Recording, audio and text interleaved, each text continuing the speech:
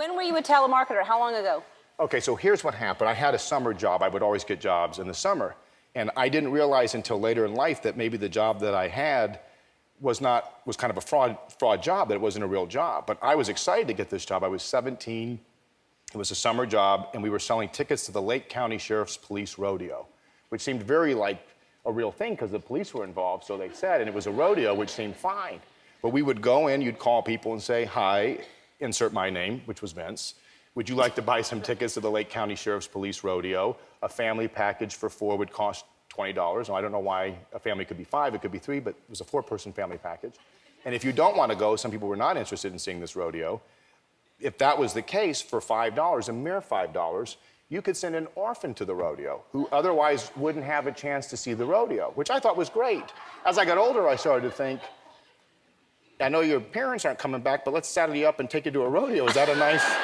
I don't know that that's like the parachute out of a tough situation is going to watch a rodeo. Right. It just seemed like an odd thing. And let me tell you something. We pushed some orphan tickets. We were selling these orphan tickets, and people would buy these orphan tickets. And years later, when I would think about it in my mind, I'd be like, did 5,000 orphans go to a rodeo? Like, for $5, did they get them to go to the rodeo? And the gentleman that ran the place, he seemed old to me, which I realize now. Anyone 15 years older than you seems old. So he was younger probably than I am now. But his girlfriend, if that's what she was, the relationship was undefined. I don't know what they did. She seemed very young, a very young Asian lady.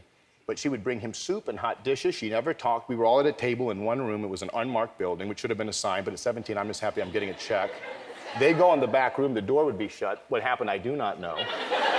But then they would come out of the chalkboard and they would mark little things under your name for the orphan tickets or the family tickets, and you're competing. I look back, I don't know if there was a rodeo. I don't know what happened. But yes, so I was a telemarketer, but I really did believe that maybe I was helping some orphans watch some cowboys wrangle some horses. Now, I don't know. And the moral of the story is? The moral of the story is kick the tires on the job before you take it. That's right. That's a good moral. All right, we're going to take a break, talk about the movie, and maybe play, if we have time, the game Last Word. I like it. All right, we'll be back. Let's do it.